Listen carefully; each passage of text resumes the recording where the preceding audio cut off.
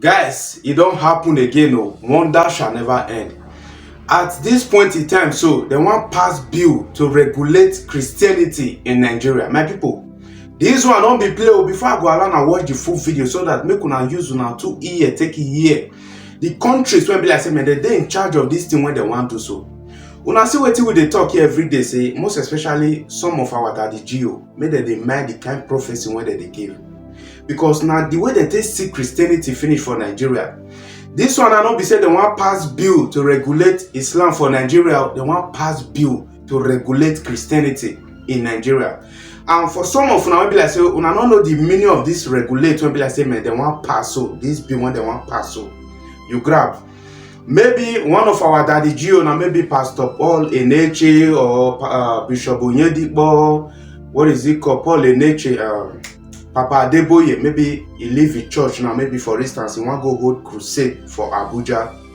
If you not register under this organization, will be like say, man, they want form, so they want to pass this bill, so they go there, they go shut down this church, the crusade, everything, and all those pastors will be like say, man, they give false prophecy.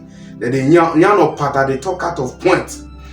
Guys, may not be like say I to waste my time. Make una just watch this video and make una not fail to share to others.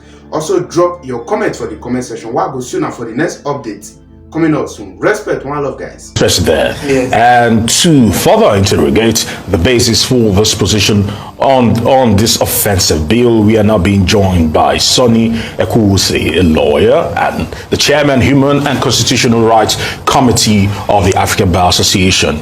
You saw him speaking in the particular report. Good to have you here this morning.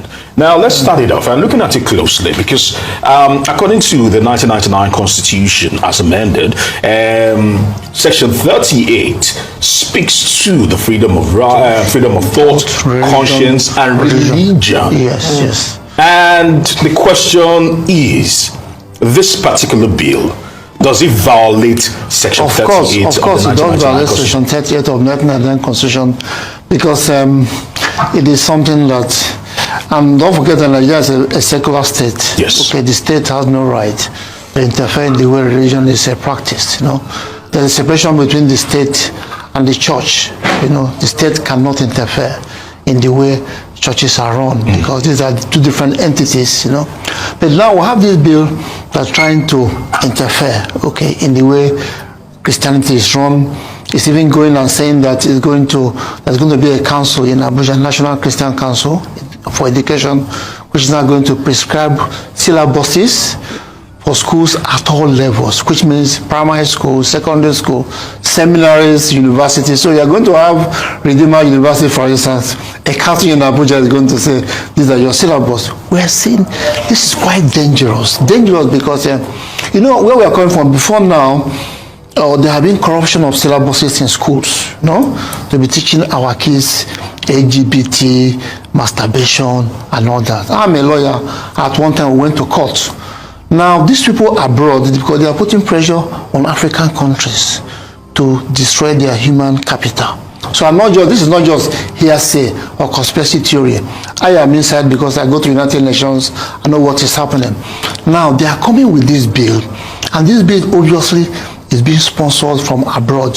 So you have a council in Abuja where they will not prescribe a syllabus, and that syllabus will contain LGBT and all that. It will contain masturbation because they are targeting our young people who are in school so that to destroy them. South Africa has gone. South Africa in this matter, when I say it's gone, it means that South Africa has legalized LGBT, transgender, and all that. And the United Nations is also involved, United States, and all that. Kamala Harris, Vice President of the United States, has gone around 10 African countries. They must legalize LGBT. Now they are tackling Uganda for the legalizing LGBT. What we are saying is that we are different. Each country should grow with its own values. We are different. They should leave us alone. We have our culture, we have our own values. We can't interfere in the way they run their country. They should not interfere in the way we make our laws. We are talking about the 10th Assembly and that they should be very careful. Yes, we stand they should not only that they should not be rubber stamps National Assembly, but also they should be wary of the kind of laws that they pass to make good laws for the people of this country. People are suffering in this country. Okay, right now, people can hardly eat and all that. So what we need is good governance. We don't need all these laws that have to do with LGBT and all that. What is all this for? People are hungry, people are tired, they need medical attention, okay? So if these people are abroad, if they want our own good, they should build hospitals, they should take care of our roads, electricity and all that, or they should, give scholarship for education.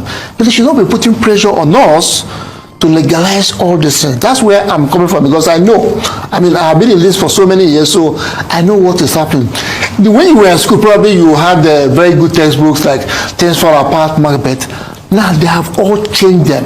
Now what they are changing them is sex-related things, They don't have cartoons for babies, children that are under 5 years.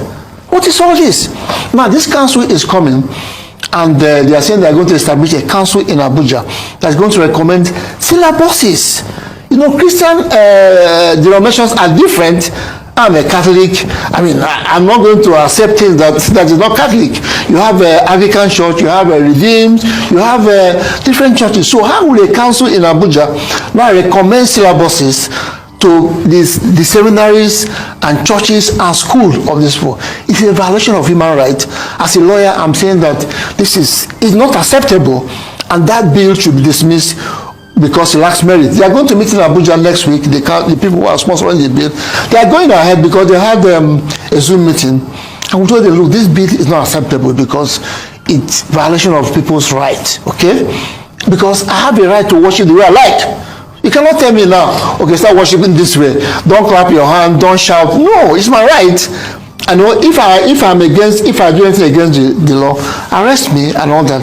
But don't tell me how to worship, because this is practice that is central to every human being. The right to freedom of, like rightly said, of conscience, freedom of religion, freedom, even privacy. Okay, so this is very, very sad that because what it means that Nigeria is heading towards like China or the old Soviet Union, where religion or Christianity is undercover. You can practice it undercover because the state has encroached, and you're not seen to be worshiping the way you should worship.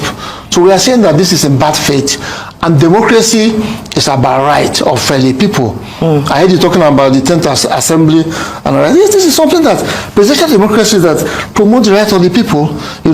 We all have this right, basic right, and nobody should try to violate it because it's our fundamental. It's called fundamental human rights. One right to freedom of worship, freedom of conscience, and all that. And we are in a secular state. The state has no right to prescribe the way you and I should worship. All right, then. So I would like to come in, Mr. Sonny. As a lawyer and a human rights activist, how would you characterize the potential impact of such a bill on the freedom of religion and the rights of Christian believers in Nigeria? And what specific provisions in the bill do you find particularly concerning or problematic from a legal and human rights perspective? Section 7 of the bill describes the functions of this council, and what it says that one of them is to regulate, to collect, to certify of religious instructors, which means pastors, priests, Catholic priests will be certified. You need to have a license in order to practice your religion, which means if you are holding a Christian crusade, say in Lagos, and you don't have a license from this council, they will shut it down. We are saying this is not proper. Okay, that section 7 talks about the functions of this council, saying that they have to collect, certify, train your pastors and your priests. Come on, this is not acceptable, because you have your faith, you worship, you have your pastors, train your pastors or your priests the way you want. The council in Abuja should not. That's why we are saying that this bill is being sponsored from abroad. Like I said earlier, that many NGOs in abroad have been putting pressure on African countries to, legalize terrible things, LGBT and all that. So, and this is one thing they are trying to do, okay, to make sure that we don't live as a people, because they are afraid that we might become a world power. This is not a conspiracy theory. I go to United Nations. I've been involved at meetings, so international. I travel a lot, so I know what is happening, and this is dangerous because is more important than politics. I tried to